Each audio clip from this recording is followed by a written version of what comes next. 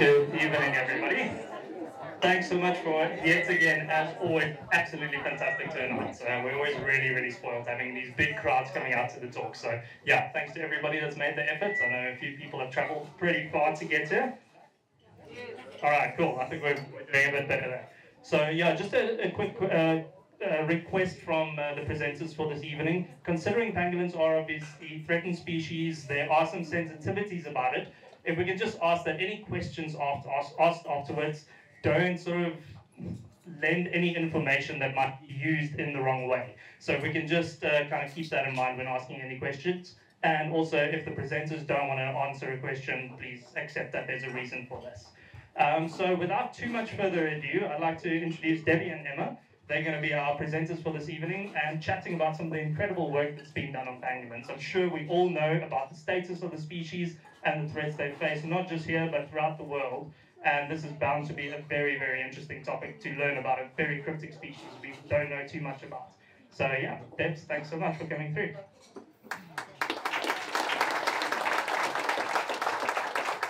I don't know how close I must.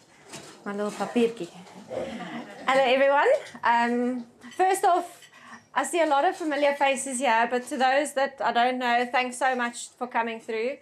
I do think this is long overdue. Emma and I have chatted quite a bit that it is something that we feel definitely needs to be touched on. And we've said a few times leading up to this that if there's anything that you guys take away from tonight is not what we use to treat them with, how exactly we rehab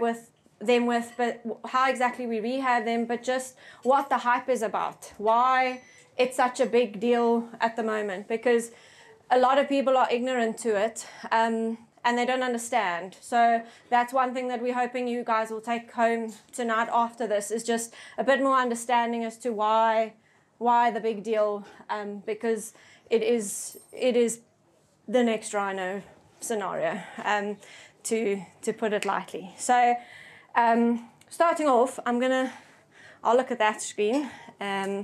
So I'm not going to go, everyone knows what a pangolin is, I'm sure.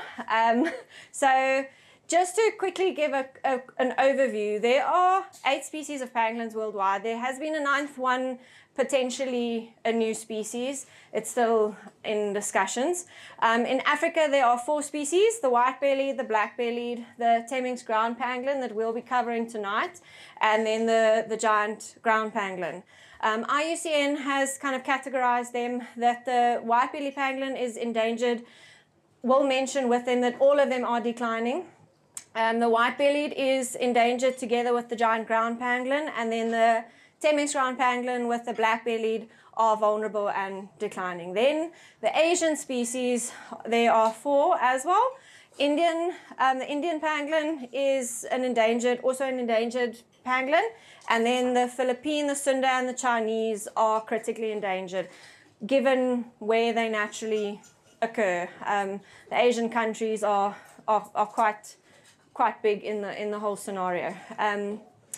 So I think the main idea is that we're going to talk just poaching tonight, and it is one of the 2 biggest threats that we are facing in South Africa, together with electrocutions. I almost want to say they go hand in hand. But the biggest threat to pangolins are humans. Human populations are growing. With World Pangolin Day having been quite recently, everyone knows that they are the most trafficked mammal globally. It's similar to your rhino horn, your tusks and stuff. In African and Asian countries, there are very strong beliefs, cultural beliefs as well, that it holds medicinal value, which is absolute hogwash, to say the least. It's considered a status thing in Asian countries, and then huge cuisine delicacies. I mean, you'll see the bottom left photo. For those of you who are sensitive, we will show sensitive footage and photos tonight. Just turn away if you are really upset by it. But unfortunately, Emma and I have had this discussion before. People need to see the brutality, because then people will understand why we do what we do and why we are so invested. So they make soups out of them. A friend of mine works in Vietnam, and they rescued a pup quite recently that was probably destined to be put in a rice wine, a pangolin-infused rice wine. So apart from the medicinal value, it's actually a big, it's considered a big status for certain people. And then I did mention electric fences. A lot of us here have quite a good understanding of game farms, reserves, that they need fences. We're not against them having fences, but a lot of them have the tripwires, and because a pangolin walks only on its little back legs, they get to these strands that are about 15 to 20 centimeters off the ground. And their first defense mechanism is to curl around that strand. And they literally hold on to death. Most electrocutions we get are dead on arrival. Very few we can pull through, but we do. We'll touch on a very nice electrocution with a happy ending. As funny as that sounds, she is thriving. And unfortunately, there are almost more mortalities because it's not as easily reported like poaching incidences. We'll get to a figure later on. I would almost go to say that there are more pangolins killed on fences every year in our country than poaching that we know of. It's very difficult to say. That's why it's very difficult to do research on these animals and to put together papers and research articles, because they are so difficult to do research on. It's not like a rhino or an antelope that you can put a collar on and go ahead. Then there are a few minor threats. So loss of habitat and roadkills kind of go hand in hand. With the human populations expanding like what they are not only taking over pangolins' normal environments, habitats, burrows, safety of burrows and stuff, but they are driving them out into areas where they are more vulnerable to what we have a lot of is people just picking them up, crossing over roads, or in really weird areas that they find a pangolin where you almost wonder, has it actually escaped from the trade? Has it been beelining because it's been almost like chased out of where it was? Then predators. I think a lot of you have seen the photo of the crocodile on Kaya with the pangolin. Sadly, they are like all animals that will get predated in the wild, normally by your bigger predators like lions, hyenas, wild dogs, baboons. More often than not, they come out completely unharmed and unscathed because of them curling into their little ball and just staying like that until whatever gets bored. Sometimes what happens is these predators or animals actually kind of give up and get bored, but they play them almost to exhaustion, where they'll uncurl in a moment of absolute exhaustion, and that's when they go for it. We had a released pangolin that was killed by a leopard, and it's soul-destroying, but I've said before, I would rather have a pangolin get caught by something than poached. I think anyone would. It's hard. Nature is cruel, but that's one of their threats as well. So tonight, without going into too much detail, but giving enough detail that everyone understands what happens from start to finish, whether it's a poached pangolin or an electrocuted pangolin, or a community handover like we call them, what it takes from start to finish. So if you're talking about the poaching scenario, for instance, it is a little bit little for those of you sitting at the back, but just try and find a screen that is best for you. So obviously a poacher finds a pangolin. A lot of people have said to me, but geez, we live in the bush and we've hardly ever seen pangolins, or we've only seen once or twice in our lives before. So how do these guys get them? In the rural areas, I think the guys that spend 12, 13 hours a day with their cattle, they sit in the bush and they take in what's going around them for hours in a day, but basically most of their day. So I think they do get an idea of where the burrows are. A lot of it is opportunistic, but given the figures that I'll give you guys a bit of an idea of now, I do think that the guys are going out and actively looking nowadays. A lot of people might differ, but with the numbers that we've seen, it's hard to believe that every single one of them have been coincidental, and it just, a snowball effect happens when an innocent guy picks up a pangolin. He's friends with someone who knows someone and who's involved in the wrong circles and who knows enough, and that's how the process starts. So this poacher will then look for a buyer. We have a close-knit, well, there are quite a few of us, but a close-knit team in Limpopo that work interprovincially as well, not just in Limpopo. So the poacher will then contact this buyer, one of our team members who basically goes undercover as an agent, if you want to put it like that. Then very often it's a few days to a week or two agonizing wait, but the buyer will then talk to this poacher, build up a trust, their negotiations, long conversations, lots of footage, lots of convincing. The guys are getting scared, so it takes longer. They will then agree on a price, and it's very important just to mention as well that money will never leave the hands of anyone. There's never real money involved in these deals, if you want to put it like that. Then very often the guys send a proof of life video or footage just to make sure that they're not taking you for the mickey. Sometimes they are proof of death videos and footage. They will still carry on with the deal because you actually want to get the guys out of the system. It has happened that we've had dead animals that have been confiscated and we knew that they were dead prior to the op finalizing. But the most important thing is to get these guys out of the system as well, together with getting hopefully a live animal. Then a meeting place is agreed on. There's quite a bit of legal paperwork that has to be in order for this all to be above board. Otherwise cases get thrown out and in the legal system things get lost, and at the end of the day all this hard work is for nothing. Then a sting team is put together depending on where it is, depending on who's available, and there's a briefing before the whole thing goes down. 10 to 15, sometimes more people, sometimes less if it's really last minute and your hands are cut off and you need to make a plan. Then the sting goes down like everyone imagines, with the guns blazing, and a lot of you have seen things on social media. It is as hardcore as what it looks. Then obviously the guys are arrested, they are dealt with. I won't go into the details. The animal is basically seen as a piece of evidence. It's like what you would pick up a weapon at a murder scene. They get basically booked in as evidence and then brought over to us where they need to get stabilized and treated. And at all times we need to account for that animal. I can guarantee if you ask Emma where is the animal from this and this and this case, she'll be able to tell you where it is, where it's been released, if it's alive or dead or doing well or had a pup or whatever.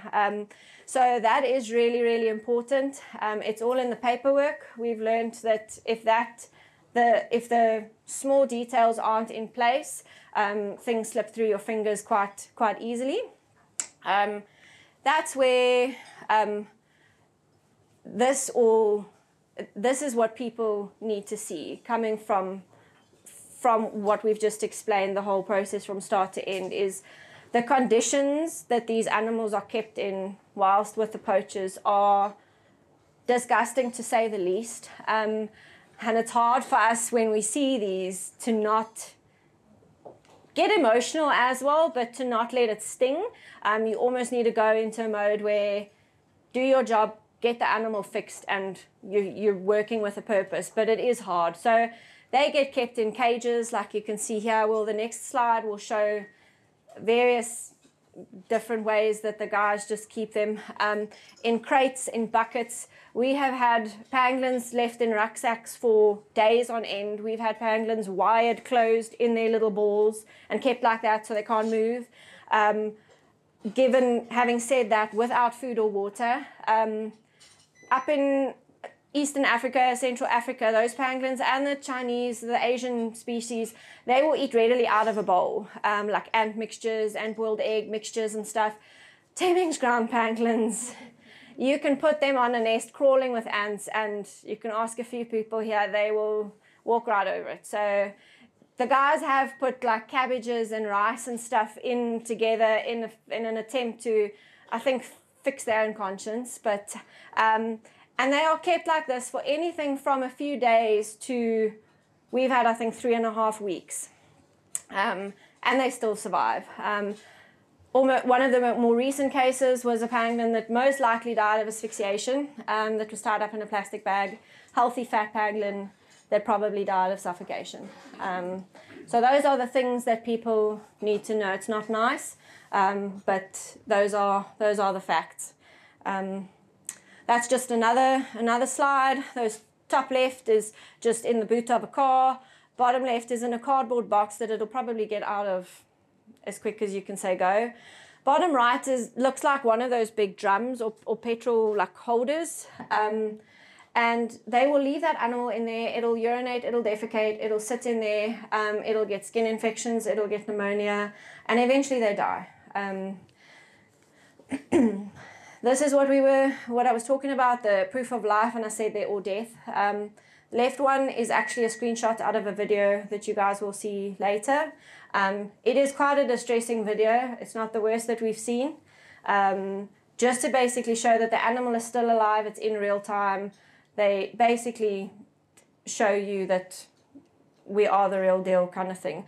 Unfortunately, the photo on the right is already a dead pangolin, skin of a dead pangolin. And like I mentioned earlier, we will still go ahead with those operations to retrieve that skin or the dead animal, as well as arrest the guys. And this is just a quick few photos of what it looks like at a sting. The top right is actually why I put this slide on. That is a pangolin in a rucksack, and that's, I think, actually the case where this pangolin was kept for 3.5 weeks. She's alive, she's doing well, she's been released, happy. But in the heat, you guys know what heat we deal with for a pangolin, any animal for that matter, to be kept in any, I mean, we know how we feel without a fan, to be zipped up in a rucksack and just left in a car, because to them it doesn't really matter if the animal is alive or dead. So then when these animals have basically been recovered, the paperwork has been dealt with, then they come to us. I've added a Zanin Animal Clinic's logo here as well, because they have done a lot of work with us during the last few years. They underwent training and stuff quite early on, so I won't take all the credit there. Dr. Nicoline van der Berg at Zanin Animal Clinic is brilliant, and she's been there a lot for a lot of the cases and a lot of support. Then when the team brings us the animal, we do a pretty quick hands-off assessment. You take the animal, you put it in a quiet spot, have a look at it from a distance so that you can at least see or go through these, whether the animal is alive or not. Very often people mistake an animal curling up for the fact that it's strong. We've euthanized animals minutes after everyone has just said, no, it's curling, it's okay. So that is, and not to a degree, a way of judging an animal's health status. It's walking or not, and how it's walking, they are bipedal, so they should only walk on their back legs, generally tap with their front legs occasionally. If they are walking on all fours, it is a sign that they are severely compromised, really weak, more often than not dehydrated. That is not normal. And then you look at their tail position. I think it's quite a general thing amongst everyone that their tail needs to be upright, at least parallel to the ground, and a really happy pangolin has a little curl in the back of its tail. So those are the normals. Then we do offer them water sometimes. Like in this slide, that little pangolin did actually drink. It's not common. It takes a while for them to almost learn that. I think they do drink water naturally, but to drink water out of a bowl for them is a different concept. So sometimes we will offer that, but that is minutes before you're going to give it intravenous fluids anyway. So we don't really often judge too much based on that. Okay, then very often what I've been asked is, what is different about treating pangolins? Why is it different, or why is it difficult? What makes it challenging? So with your companion animals and humans, you can react on a command. So please sit still, I'm going to do this now kind of thing. With wildlife, you can dart them, mobilize them, do what you need to do. With pangolins, they don't follow commands. They don't. You can pray, you can beg. You also can't really inject them if they're in their little ball. There is no real exposed soft part of them that is safe to inject without you risking hitting something you shouldn't. So that is the most challenging thing. And a lot of people feel that it's cruel. Why are we doing it every day, sometimes twice a day? That is what gets them alive and keeps them alive and gets them to a point of release. So they need an anesthetic every single time a procedure needs to be performed. And every single time we need to treat them, they need to be asleep, which is not nice for us. I've said very often that I would give my front teeth to see a healthy pangolin out in the wild. We've seen over 83, 84, but under the most terrible circumstances. So the form of anesthetic that we use is basically anesthetic gas, inhalation gas, like similar to that is used in humans. With the smaller ones and the weaker ones, you can bundle them in a ball, drop a bit of cotton wool that you've soaked in this. It comes in a liquid and evaporates into a gas. With the bigger, stronger ones, a gas box works better. They take a while to fall asleep, and once they've relaxed, you then can work with them. Because of their natural posture, that curved posture, you can't, excuse me, lay them on a table and stretch them out. Everything, including their trachea, their bigger vasculature, everything is designed to function in a curved position. So the minute you stretch them out open, everything flattens, blood pressure drops, things close off that should be open. So we always keep them on the left. You can see that's how they are kept while you're busy with them doing what you need to do, procedures, your examinations and stuff. That is a pangolin that was kept in the trade for 3.5 weeks. She has been released. On the right, that is just how we recover them, because there's no need for them to be on their backs anymore. So we recover them just on oxygen when we're done with everything. Some of the procedures that are performed when we get them, and on not a daily basis, but on a regular basis when they're undergoing treatment, is everything from your physical exam, your hands-off exam, how the animal is moving, if it's curling up, how it's walking, what its tail carriage is looking like. If it's covered in anything, very often they cover them in dung. We've had animals covered in oil. We had one come out of a human long drop. So you need to take note of the externals before you start fiddling with everything else. Your clinical examination is all the boring stuff, your respiratory rate, your heart rate, temperatures, that kind of stuff. Then we do quite regular blood tests on them when they come in. Just a quick side note, their protein levels is a big way of looking at how long they've been in the trade as well, not just their condition. That is a show of what they have been ingesting and how long they have been without food, amongst others. We use the blood tests and the values we get from that and the information we get from that and interpret it in various different ways. Then your diagnostic imaging, so your x-rays, your ultrasounds, your CTs, microchipping, DNA collection, and then your treatments for whatever conditions you need to be treating, and then the tube feeding, which is another controversial subject. So that's just a quick one of us weighing a little pangolin of 2 kilograms. Measuring is also quite important. We have had pangolins that have been in captivity, or not in captivity, in treatment and rehab with us for about 18 months. She felt like she hardly grew in those 18 months, but measuring them, and we had a pup recently, measuring them gives you a lot of information going forward as to how to age them. They don't have teeth, so it's really difficult to tell you how old a pangolin is. We've had pangolins of 12 kilograms that have come back as skeletally immature animals on CT scans, and we have thought, oh, it's an old animal. So that just goes to show how different these little creatures are. Then we see a lot. Last year felt like it was the worst year in terms of these kinds of things. But this is based off your physical examination. We see a lot of wounds on their front legs from trying to escape where they were being housed, crates, cages. This is not these are not the worst photos. The pangolin on the right, she actually had that leg caught in a snare. At that stage, 2 of her toes had been amputated, and she developed a serious infection that was resistant to most antibiotics. So unfortunately she had to be euthanized. But these are the kinds of things that we see.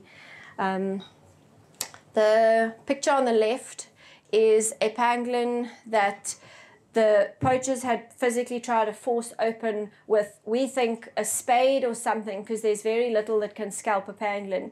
That white bit in the middle is her skull. That's not tissue under her scales, it's her skull. How she didn't get it fractured, I don't know. Then the picture on the right, that's actually a fat pangolin. We've seen bad enough to appreciate that. That's your typical snare wound. We'll show a really cool x-ray of her. She was heavily pregnant at that stage. She was luckily a quick in and outer. The snare had gotten loose, so she was fine at the end of the day. Then, if you asked me before I became a vet if I would study for 6 years to bath things, I'd laugh at you. But here we're just bathing a pangolin to get dung and mud and stuff off. But we have also taken to medicated baths in them from being kept in these moist environments with urine and feces and stuff. They develop severe dermatitis that actually cost them their lives sometimes because it gets in under their scales. It's a nice warm environment and it just sits there and cooks until you eventually get this pangolin. A basting brush works brilliantly to get under those scales. A lot of people ask, how do you clean under there? Basting brushes or paint brushes. So if you have any free paint brushes, you know where to find us.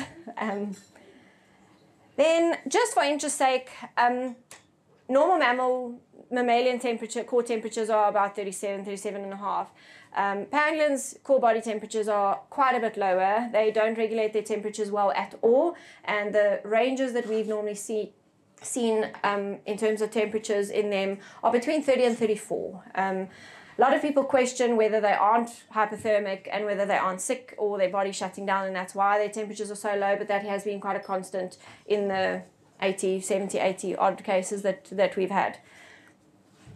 Then, just an interesting fact.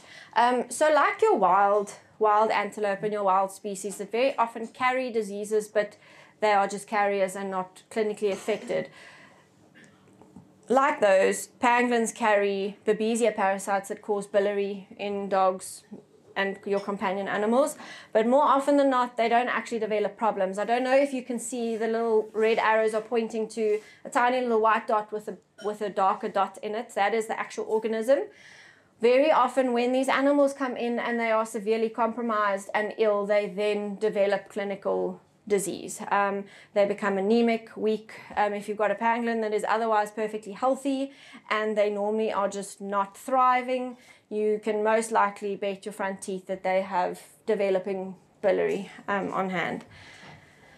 Then we chatted about the radiographs. When pangolins first come in on day one, we normally prioritize on taking an x-ray on admission because very often you pick up things like not only pneumonia, top left half of the lung. For those of you who don't know your way around an x-ray, those white blotches are blotches of granulomas in a lung of an affected animal.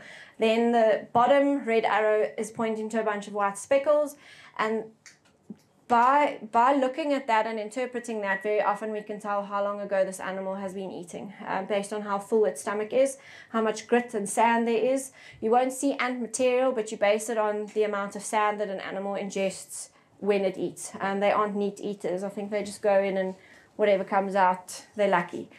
So that's what we look at when they first come in. And then obviously fractures and stuff. But with an x-ray, it's really difficult because they are covered in scales. Everything overlaps. So it's difficult to distinguish, is this an actual lesion or is it just a bone lying over a bone? And you euthanize an animal based on the fact that it has a tumor somewhere and it isn't. So we'll go over to CTs now. In this x-ray, so if you have a look at that lung, it looks bad but okay. That one you can see there's almost no healthy lung tissue left in there. The white is basically all pneumonia-filled patches.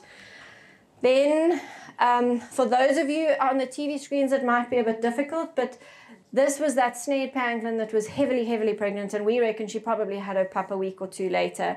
On the right, we've zoomed in where you can see its little tail starting like mid-left and curving over to its little skull. That you can also see on an ultrasound in early pregnancies. We make use of ultrasounds very often for soft tissue. With almost all female pangolins, we do ultrasounds on them to make sure, because you can't use certain drugs on a pregnant animal. So that almost leads you in the right direction in terms of that. And then we also use it with your gastric issues to diagnose stomach ulcers, that kind of stuff, because you can't see that on an X-ray and also not on a CT scan. That's an ultrasound of a little pangolin pup, a little fetus. It's lying with its bum towards you on its side. So the top spiky bit is a little back foot. This was actually from a pangolin that was poached twice. She was poached in, I think, 2020. Yeah. And she was repoached after release, after everything. She was repoached in 2021. We brought her back the second time, nursed her back to health. She has been released and she is doing well. And we believe that she is safe where she is now. Then these are the CT scans. We've got a human hospital in our area that has been so kind to let us use their facilities. And the nice thing about a CT scan is you are basically cutting the animal into little cake slices and nothing is overlapping anything. So you can interpret everything accurately without any hassle of things overlapping and getting in the way of stuff. This case, these are two CT images of a very sad case, and unfortunately not the ending that we would like, not in terms of the animal but the poachers. This was an animal, she was affectionately called Emily. We believe she was kept in the engine of a car somewhere because some of her scales were physically melted on her side, and I don't know what these guys could have done to her to get through a pangolin's scales to, we initially thought 4 broken ribs based on the X-ray. The CT showed 7 broken ribs and a broken tail. It took her 10 days to start sniffing to eat. Not to eat, to start sniffing, because that's how painful she was. She was on all kinds of pain medication, blood, sweat and tears, 10 days later, and she finally took that first sniff and started eating. She has also been successfully treated, rehabbed and released. So those are the success stories that you hold on to when things really get rough. The sad thing is she was sold for 400 Rand. Someone was prepared to sell a life for 400 Rand, and I actually get a bit of a, that's what they consider her life worth. People don't think like that. That I've realized is people don't think like we do. That is Emily. Then the microchipping, every single pangolin that comes into our doors gets microchipped because it's a way of identification. That's how we knew that the pangolin that was poached twice was in fact that pangolin. It's also important for the police cases that you can actually identify which animal is which and which animal belongs to which case. And then, like with most sick animals, you're wanting to give intravenous fluid. So with dogs and cats and people, you use their arms and stuff. With pangolins, it's really difficult. We'll go over after this to show you what we do in the really compromised animals. But the easiest vein to use in a pangolin is what we call the coccygeal vein. It's a nice big tail vein that runs along their tail.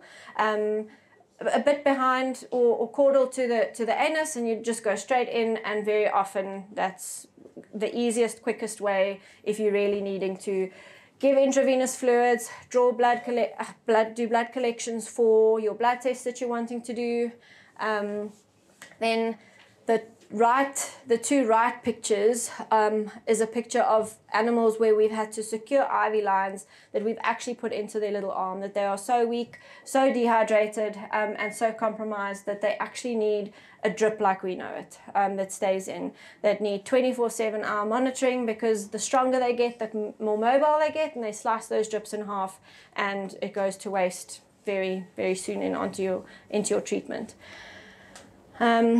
That's us doing blood transfusions. So with the biliary that we discussed, very often they get so ill that without a blood transfusion they would die. So with these, we go back to release sites with the most healthy pangolin that you can find, that is the most habituated, I almost want to say, and the least stressed, because it's not ideal. It feels like you're undoing what you've worked so hard to get to, but that pangolin is ultimately saving another pangolin's life. There have been debates on using cat and dog blood.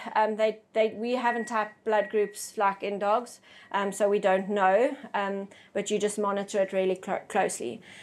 Then the next topic is a topic that we often have long discussions about, because people not don't agree with it, but people question it. Like we mentioned before, they do not eat in captivity. They will not eat in captivity. We've tried. I promise you, we've tried everything. They will not eat in captivity. Sometimes they won't even eat out on a walk with you. Like I said, when you put them on a teeming nest of ants that you can hardly stand in. So we have to supplement them. Normally, the more compromised they are, it's like feeding an orphan. You have to start off slowly. So normally we start off just with an electrolyte mixture, and you slowly go over to a formula that we've designed that as closely as possible mimics the nutritive value of what they would be getting in nature. It is not as easy to liquidize ants and collect ants like what everyone thinks. So we have used artificial formulas, because it is almost impossible. You get more sand than what I've literally dreamt about. Sticky tape, and this is the easiest way, and it has proved to work. So it is not nice. It's not nice for us having to anesthetize these animals every day and put a tube down their throat, but it is what works, and it is what has saved them. Then we've said before, when we were talking about the conditions that they're kept captive in, you can't keep pangolins in a cage or a kennel or the back of a bucky or something, because they break out of it. We've seen pangolins rip nails off trying to get out of cages, just being in an environment they should be safe in, and they've ripped whole nails off. So they get kept in wooden boxes like that, with breathing holes, and that mimics a burrow, because a pangolin sleeps if it's not eating and foraging and out walking. So they get kept in those, and then we have smaller ones that we use as travel boxes. Then in closing, this is not everything. I have not included, I won't go through all the prices and all the figures. You guys can have a look as I'm talking. People don't really understand why we say it costs 10 to 15,000 rand to keep a pangolin hospitalized for 7 days. The crates alone are 2.5 grand. Each time a pangolin needs to be given anesthetic, the amount of anesthetic, we worked it out based on that, is 225 rand. Every single time one pangolin needs anesthetic. The gas is incredibly expensive, but it is the safest. A set of x-rays for a single animal is 480 rand. The ultrasounds, the CT scans are 2,000 rand. That's not getting to the hospital and back. We don't charge a lot of professional fees and service fees. I've often said to Pete, my boss, don't know where he is, there you are, that I would do this in my spare time to save on costs if I had to. Because otherwise we would deplete everything. It's not always possible. So professional fees have not been included here, because the list is endless, and the amount of hours that we spend on these animals it's a lot. And then to take into consideration, you keep we hospitalize a pangolin anything from 3 days to, I've said there, 6 weeks, but we've had longer in and out, and my involvement doesn't stop the minute we discharge that animal and it goes to the rehab center. Then I want to leave you with a few figures. I've got my little, I wouldn't remember these figures. The number of pangolins that has come through Provet's doors, be it out of the trade, electrocutions from different provinces that have been referred to us, community handovers where guys have either been in the trade and gotten cold feet, or really been in a community setup where they've stumbled upon a pangolin and not known what to do with it. In 2020, I thought, oh my word, this is insane. We got 12 animals in that averaged to an animal every 30 days. In 2021, that climbed by 1 to 13, which takes you to an animal every 28 days that came in Provet's doors. 2022 was 19, so that averages out to one animal every 19 days. Last year we had 33 animals, which equates to a pangolin every 11 days. And this year, up until the 18th of February, we were getting on average, dead on arrival, like I said, everything including a pangolin every 8 days. So that is where we're sitting with that, and that's where I'll leave that thought with you and hand over to Emma. Thank you. Oh, which side is it? This one. Okay. Hi guys, hi. Okay, so I'm gonna take over on offspring. So everyone always asks us how long is the gestation period of a pangolin. So it is approximately 4.5 to 5 months, but we're not exactly sure. We haven't worked it out yet. And the babies are born about 200 to 280 grams. They are born with scales. They're completely white, but the scales are ridiculously soft, and then they do harden up a little bit. And then we think they're weaned at about 4 months old, sorry. So Archie, I mean, I could literally stand here for maybe 5 hours and talk about Archie because he is the love of our lives. Archie is the first baby we have ever raised. So you all saw the pangolin with the scalp. That was his mum, Sarabi. She was poached and she was heavily pregnant, and so she gave birth in captivity with the poachers, and that's why she was actually hit with this spade, because they wanted to get baby Archie out. But she was such an amazing mum. She did not give up and let go, and luckily for them, they came into Debbie at Provet. They were actually from the Kalahari. Unfortunately, Sarabi didn't make it, but Archie did. So I can't take any credit for this. Deb's had the task of getting this little white, weird alien creature that we've never seen before onto a bottle, colicking. I think everyone's nerves were so high, but she did it. And then he came to us a few months after? 3 weeks. 3 weeks after, sorry. And he is still with us at the moment. He has gone from 255 grams here to 5.5 kg. Look how cute. Yeah, seriously. He's like, I love this pangolin so much. Okay, so there he is now. So that's the difference. He is doing so well. He is eating ants. He is ridiculously confident. He's a proper pangolin. The only thing he doesn't know is predators. It's always very hard with any animal that's been raised in captivity. But he is getting better. He is getting better, and he will be able to be released, which I think is going to be one of the most exciting days of all of our lives, but one of the worst days as well. So Deb's covered electrocutions. When people talk about the decline in pangolins, everyone always goes to poached pangolins, but actually electrocutions are a huge amount each year. Imagine being cooked by a microwave. That's what I always liken it to. So they walk over this one fence, normally hits the stomach area, they curl round, and they're getting hurt, but they don't understand what is actually hurting them. So they just stay in that tight ball and repeatedly get shocked. So like Deb said, normally on arrival, they're actually dead. The lucky ones we can save, but the lucky ones go through severe treatment to get them back out into the wild. So this is Electra, like the name. We have to have fun sometimes. So she was caught on the electric fence, as you can see, and the majority of the fence got her arm. Now this doesn't look horrific. This is day 1. We normally don't see actually how bad this wound is till day 4.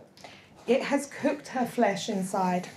Okay, so that is actually bone down there. So I always, Catherine always laughs at me, I always likened it to pulled pork because it was literally stripping off the meat like pulled pork. And she was in immense pain. So that is it afterwards. So it was all healed up, but as you can see, that's the 18th of April, that's the 4th of June. That's how long it actually took for that wound to heal up. And she was actually a champ. Like Debbie said, it's so hard to give medication to these animals.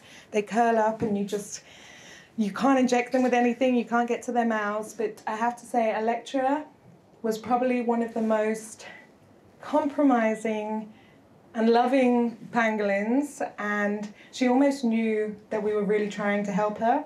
So every day we would give her oral medication and she would allow us to do that. So she deserves as much credit as we do for this one. Rehabilitation. This is, I have rehabbed hundreds of species. And then when I started doing pangolins, I was like, oh, it's not going to be that bad, right? Wrong. Absolutely wrong. So first of all, the housing. Like Debbie said, the housing has to be specific. They don't really control their body temperatures, so they get a fancy room with a fancy aircon while we're all sweating away. That has to run 24/7 on an optimum temperature for them. Each pangolin gets their own pangolin guardian, their walker. So this person will walk the pangolin between 4 and 8 hours a day or night, depending on the season, and they normally stick with their own guardian because they become very attached. So I'm looking at Azelle, she's done it many times. They have to have tracking equipment because even though you look at a pangolin and you think they're very, very slow, they're not. They are not. And they also can just jump into a burrow so quickly, as many of us have dived into burrows after them. Debs has sprained her ankles a good few times on that one. And then security. Like Debbie said, this is rhino level. More pangolins are getting poached than rhinos, and actually elephants combined. So we have to make sure that not only are the pangolins safe, but the people working with the pangolins are safe. So it's actually a bit of a prison where they're staying. We have everything is gated, locked, alarmed, face recognition, security cameras, and it seems a bit OTT, but at the rate these pangolins are going, we have to make sure that we're really secure with them. When we walk them, we fit them with lights because normally it's in the nighttime, especially in the summer, and you cannot see them. So you just see this little thing walking with 2 lights. It's a little bit trippy. And then, of course, the telemetry, so we can find them if we do lose them.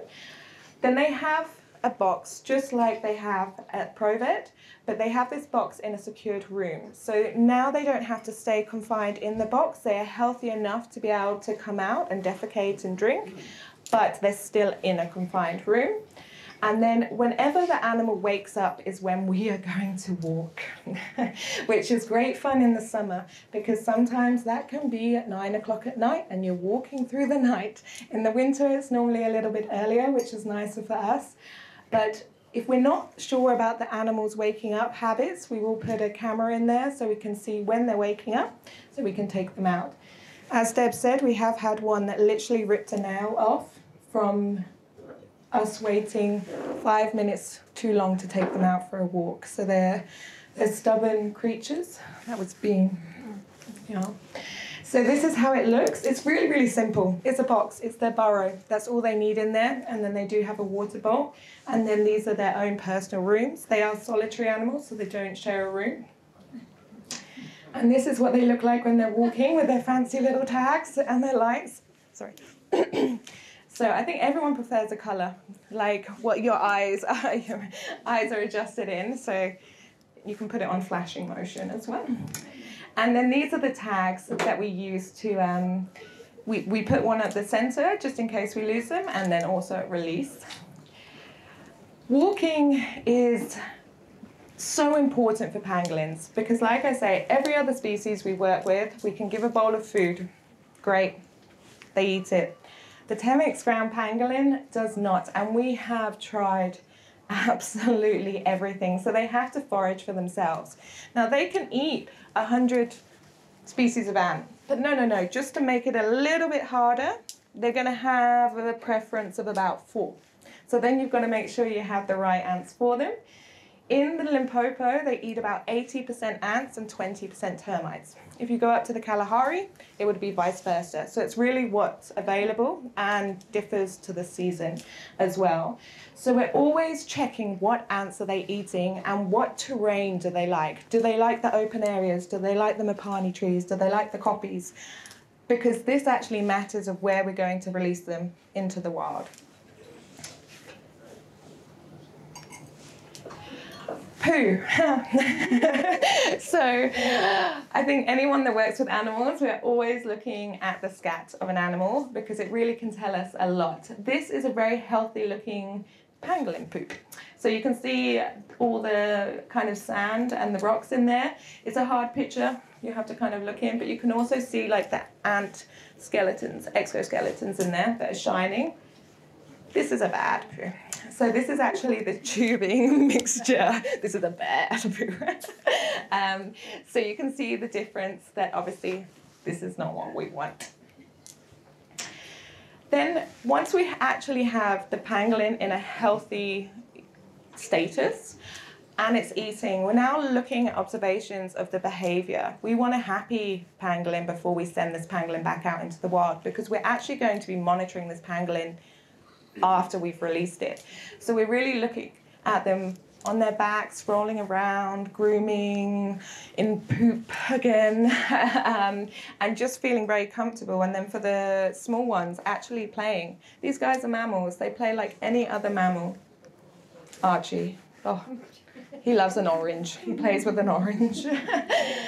Okay, so then comes to the release. So the medical, well, the sting and the recovery has happened. The medical's happened, the rehabilitation has happened. All of this is like immensely hard.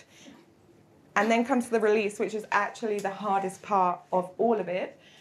Finding a nice release site. As you guys will know, with expansion, places are getting smaller and smaller. We don't want a site with an electric fence because we don't want to be back at the same start that we were with. We need a safe place. These animals have been through far too much to get poached again. And I think definitely when we had that one case where she was poached twice, I think none of us wanted to work with pangolins anymore. We were like, what are we doing if this is just going to keep happening? So we're very, very picky about our release sites. Soft release versus hard release. So pretty much all the pangolins are going to be a soft release. This means they're fitted with 2 tags this time. So one is a VHF or a UHF tag, which is the telemetry tag that we can get a signal from, and the other is a satellite tag. You really need them both to be able to find your pangolin. The satellite will give you the general area that the pangolin is in, and then the VHF means you can home in onto them. And then we go out with an aerial to find that pangolin. We will walk that pangolin between 2-3 days on the reserve property, up to actually Vilma, we walked for 3 months until she felt comfortable to make sure that she's happy with the environment that we've picked for her. We don't necessarily know if we put her in the territory of another pangolin because they are so elusive, or she's just not happy in that area. So we have to really change and adapt to each pangolin that we're working with. So sometimes it can be a little bit tricky. This is Bumper, yeah. So this is a pangolin that was confiscated, and actually he went through his release amazingly, and we actually called him a tree pangolin because he just climbed those trees like anything. Unfortunately, it was a case that he died from a spitting cobra. He went down a burrow and there was a cobra down there, and the only soft place where the cobra could access was on his face, and unfortunately. But again, we would prefer that is nature, than a poacher. So this is the tags being put on, and then on the other side you can see this is the satellite data that we can see, and it's amazing for us. We're not sure of pangolins' territorial sizes, do they overlap? And what's really, really nice is when we release a male and a female, we can see if they meet up and mate, or if we release 2 males on the property, if they are fighting or if they're crossing over territories. Sometimes, even though the pangolin is always going to go out healthy to release, they don't like it. They get there and they mission. and they just run, and they don't like their surroundings. It's all just too new, or they can't find what they're looking for, or it's ridiculously hot and they get super dehydrated. So we're monitoring these pangolins every single day, twice a day.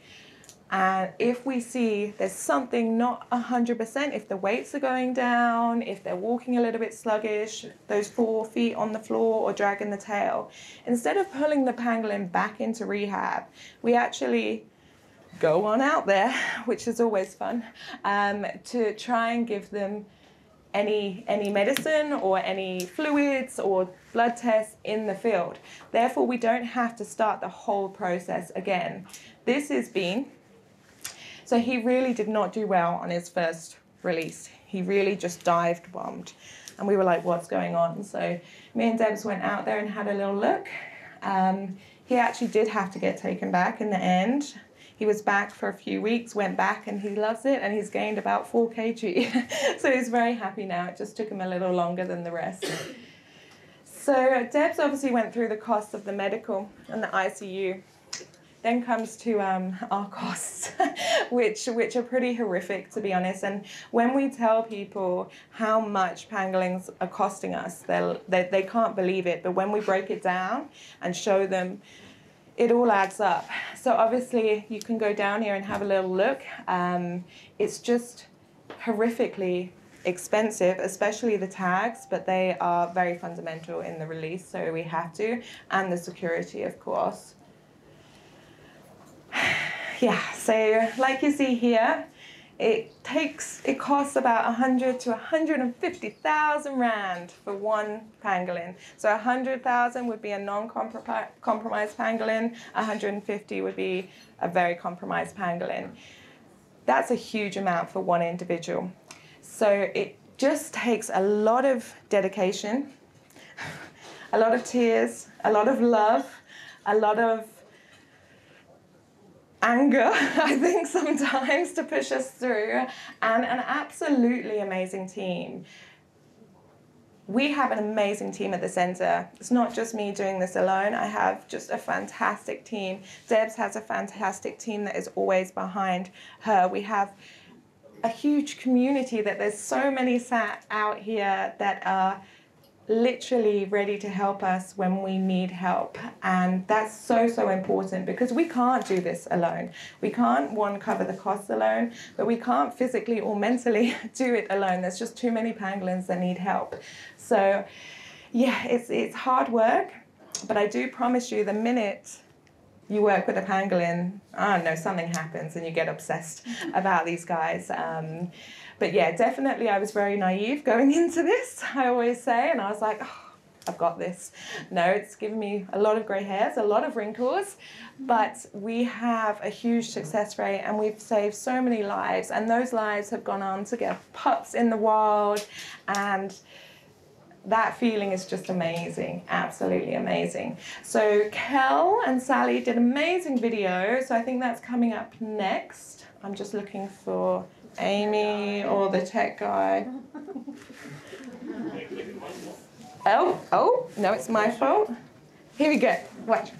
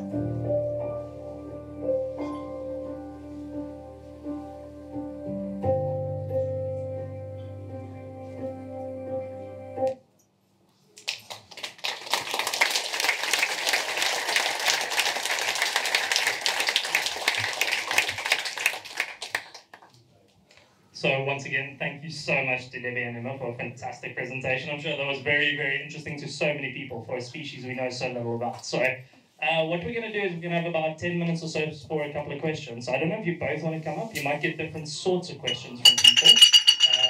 So yeah, if I can put it to the audience, if anybody has anything they would like to find out more about, now's the time to raise your hand. You've spoken about feeding. What do you feed them? In the tubing mixture, I'm going to pass that over to Debbie. So initially when they come in, we give them a mixture. So sorry, the question was, what do we feed them? The artificial feeding that we feed the pangolins, the question was what is in that mix? Initially when the pangolins come in, it's basically just electrolytes because the stomachs can't handle more than that. And then you slowly introduce a mixture of a low-fat recovery liquid that we use in ICU patients and kitten formula with Protexin, which is a probiotic, and then as time goes, we actually add sand into that mixture for the roughage that they would normally be getting in. So the long and the short is that. Thank you. Welcome. And thank you for what you do as well. Thank you. Thank you so much.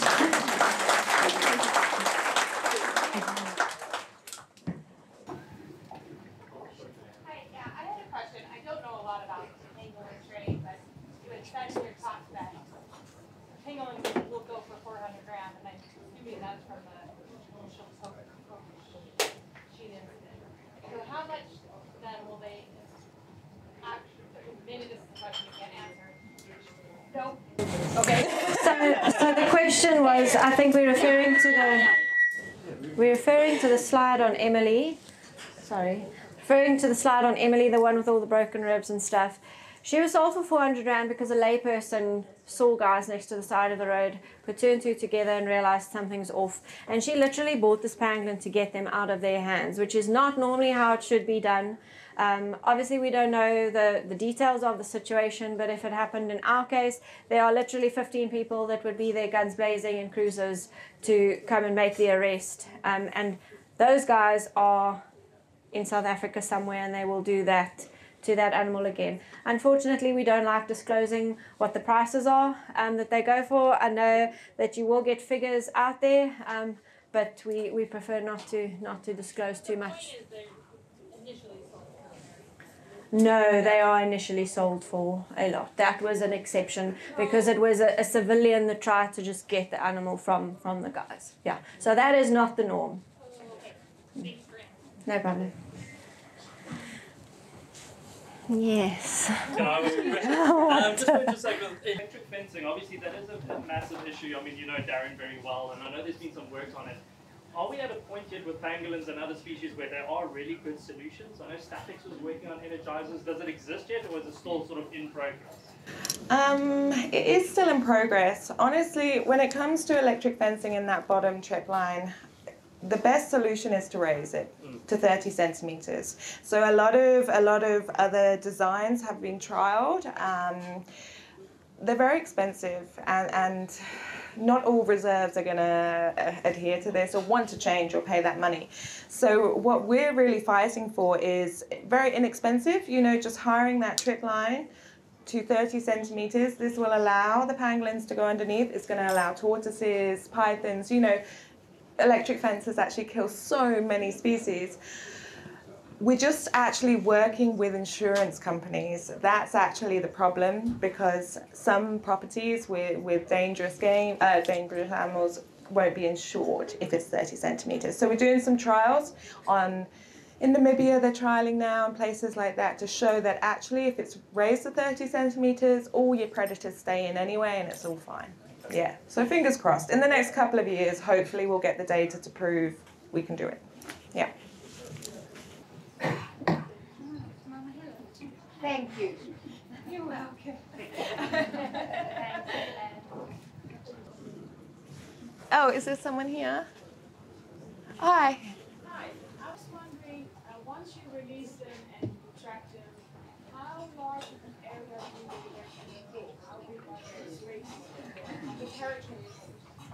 So the territories can really, really differ depending on the terrain and the abundance of food, basically. So we have seen some males move kilometers, so you're kind of looking at maybe 100 hectare square piece of land that they're actually utilizing, whereas we've seen some females like Vilma that I think she's literally stayed in like a 5 hectare block because it's full of ants, it's home, and the males come to her. So it really, really depends on the reserve and on the pangolin, and male and female.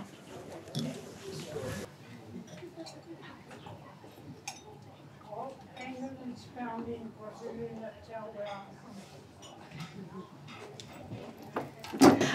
So actually, they were in KZN. They were poached first in that area, and they were actually poached first of all in that area because of cultural beliefs. They were always presented to the chief in that area, and they would get good luck in the villages. So their numbers declined a lot quicker than other areas of South Africa. But they are doing a reintroduction program now into KZN, so soon there should be lots again. When you talk about walking the pangolins, what actually is that process? Are you just letting them go and just running after them for 8 hours? Okay. So we're just talking about how do we walk a pangolin. The first thing that everyone says, do you put a lead on it? That's what everyone asks me. No, so we literally let them do what they want to do, and we're just behind them watching them. If they're young pangolins, we definitely give them a help. We take out our shovels and we open the nests for them. Or if they're just missioning and missioning and missioning, we'll find nests, take them back. Honestly, you've got to let them do what they want to do. Pangolins are so stubborn, and if you try to get them to do what you want to do, it's never going to work. And they have this crazy GPS in their head. I don't know, I can't explain it, but they'll always go back home in that direction.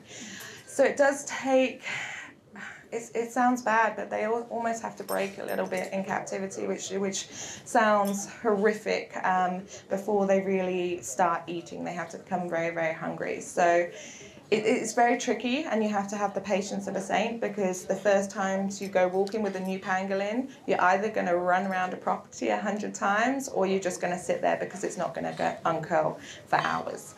So it's hard here, and it really differs to pangolin to pangolin. Oh. You mentioned there's 1 million, 10 million, 1 million pangolins a year basically have been poached.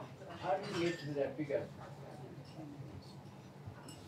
So there are a lot of people involved in globally the pangolin figures, research, the IUCN group that have various different people from various different walks of life, all sharing information. So that is everything from government levels, reporting systems, to police. Our South African police services, we do a lot of reporting on numbers and stuff. So that's a joint effort from everyone involved with pangolins, basically, that almost centralize and get to a rough figure. It's very difficult because about 20% of a pangolin's body weight is its scale, so you have to almost work backwards with these massive seizures of tons and tons of scales, and those aren't necessarily animals that have all been poached during that time, but it's pangolins that have been poached from years back that have just been kept and actually been eaten as bushmeat. So to answer your question, it's a huge collaborative effort from various different people and organizations. It just seems to me that figure is that the population is healthier than you thought. We do think that the pangolin population is a lot higher than what we think because of what we've said. There's almost no way of counting them unless you don't ever want to sleep. And we often find when we release a female, when we release a female on the reserve, everyone will say they've never seen a pangolin on this reserve. We release a female, a week later, there'll be a male pangolin. So they are there, we're just not seeing them as much. Very difficult, but I have to say, if it carries on with the figures Debs gave, 1 in 11 days, we really, with these numbers that are coming in, and we only get a very small percentage of what are being poached, we don't have that long before they will be extinct. Mm-hmm. Do they make a noise, vocalise anything? Do they make noise? So the question was, do they vocalize or make noise? No, in terms of actual physical noises.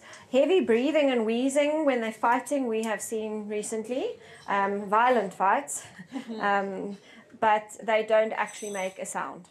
And that's, I think, their downfall is you can literally have it in your car boot and drive around with it, and it doesn't worry anyone, it doesn't make sound. So no, they don't make any sounds. Sorry, yeah, if I can ask. So obviously you've seen an increase in animals coming through Provet in particular. Do you think it's related to just overall in South Africa there's more poaching of pangolins? Maybe like, do you think a reduction of white bellies and black bellies, which have been traditionally very highly poached and running out of numbers? Or is it just sort of COVID related, a bit like snaring and everything else just picks up in the last few years? I think it's more. I think you can answer that if you want. Sure. Yep. So personally, this is my opinion. So I think that more people are trying to jump on the bandwagon. And unfortunately, education is so important about these species. But what we have seen in social media is that these animals are now getting really highlighted, which is amazing. We want people to know about it.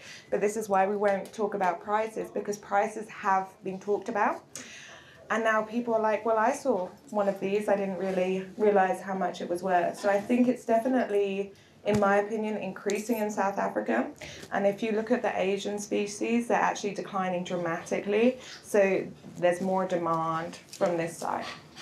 Would you agree? Yeah. Mm-hmm. Geographically identify where they come from through their DNA or anything like that, such as rhinos and elephants? So the question was, is there any way of identifying where they originally are from? That also comes in to a degree with the initial stages of getting this pangolin out of the trade, is kind of honing in on where they actually found it. You don't always get those answers. So there have been very brief, very superficial discussions on how we would plan on doing that, but I almost want to say it is near impossible, because we are literally getting pangolins from Zimbabwe. And it's really, really hard to try and trace back because guys don't talk. And you won't get that information unless you hone it into, like you say, try to type DNAs and see if there are lineages that correspond to certain geographical areas. Some of the pangolins that we've got from the Kalahari, Eastern Cape, Northern Cape, we will obviously try and take back there, and there are to a degree, there are some differences in where the pangolins come from that we've seen. And you very quickly realize that in the rehab stages with what their preferences are. That's just, you can waffle on about that for days. But to answer your question, we are trying to think of ways that will help us. I think the knowledge that you would get from that would help you put it back into a better environment at the end of the day, but we are not there yet. Oh, I thought you wanted to cheers. No, I wanted. Cheers. I was like, do you want some? No? No. I'm good. Cheers. Sorry, can I ask one last question? I seem to be asking all of them. Actually, for you, Emma. In terms of like releases, obviously knowing the origin, you know, going on the previous question, that if you're not sure of the origin, do you find that there's variation in success after release? Like if you think about it, like an animal from the Kalahari and might be released in the Provet, KZN, etc. Do you notice any variation that you sort of question that, or not really? We definitely take the time in the rehab to look at the diet, what they preference, what the terrain. Obviously, if we do know, we definitely get them back from where they come from. Normally, I have to say, in Limpopo, it seems that most pangolins do quite well here. We've got, good weather, our terrain's good, our ant species are good. We have quite a big variety.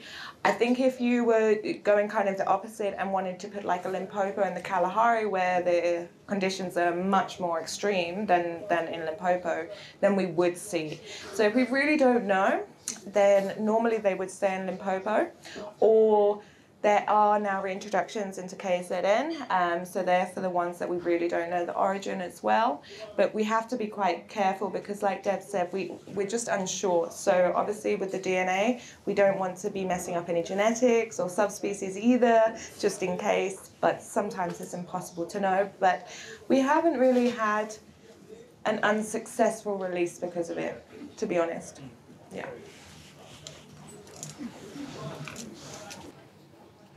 Another question. So there's a lot of publicity and worldwide funding and everything for rhino poaching. Is there something similar for pangolins and like the behind the scenes education into these countries that absorb and have a market for them? I mean, because that's really what it's about. It's about trying to stop the source. So the question is, there's a lot of publicity for rhinos and rhino poaching and fundraising. I have to say in the last few years, pangolins definitely has been a lot more in the media. People are really realizing what this animal is to begin with. I thought a lot more. Most people that I meet still don't know what a pangolin is, and I'm obviously always really, really surprised. So definitely not on the scale that rhinos is at all. We do have smaller organisations that help us, that like Scales, that if without them we wouldn't be able to do this. But it definitely does need to be more aware to the public. We are doing education as well. I know there's a lot of people doing educational children's books as well, and we're going into schools trying to teach the children. But it's that catch-22. You obviously don't want to make a market also, so you have to be a little bit careful. But I think for me, I think it's the look of a pangolin that doesn't draw people in. Here's this weird, scaly reptile, kind of dinosaur-looking thing that people don't even realize it's a mammal. Whereas, you look at pandas and how the fluffy panda and how magnificent a rhino is. So I really think people just don't perceive them as an iconic species, if you want to say that.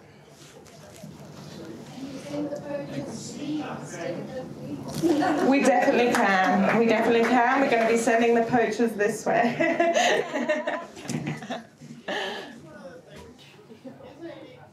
Similarity with the poaching of armadillos and South American pangolins, is it considered similar sort of delicacy or whatever in the Far East? Or is it completely different? I can't speak too much because I have no idea about the poaching of armadillos, but I do know they are used for meat, and then obviously the shell is used for like decorative and making objects. Is that correct? If I'm wrong, I don't know anything about armadillos.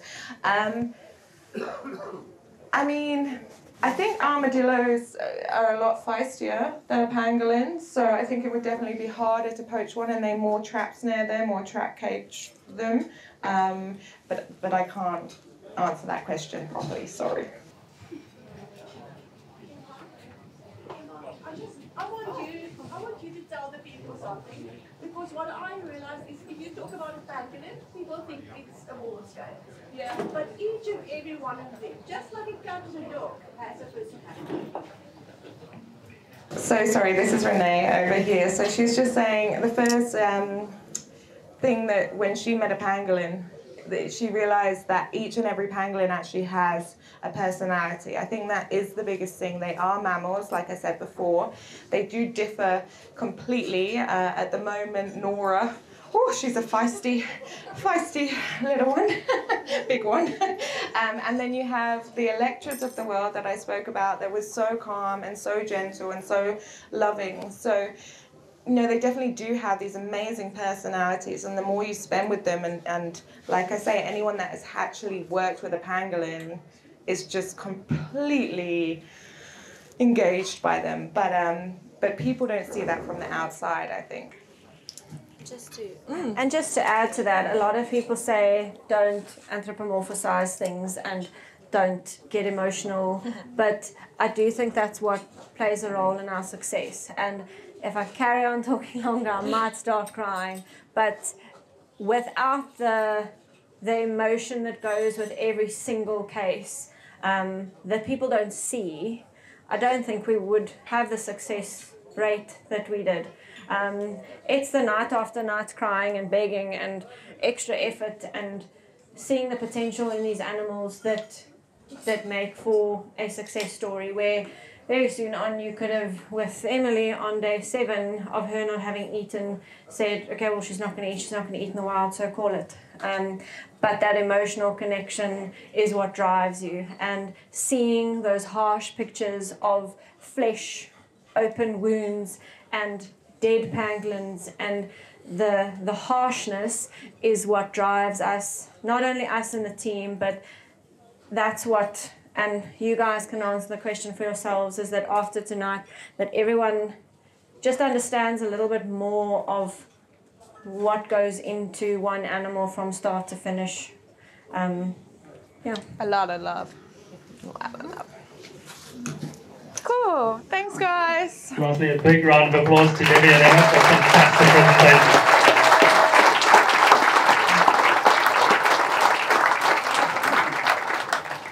Just a quick comment before everybody gets going. If anyone's keen on buying any merchandise, there's some jewellery and shirts that actually support the Provet Pangolin Collective.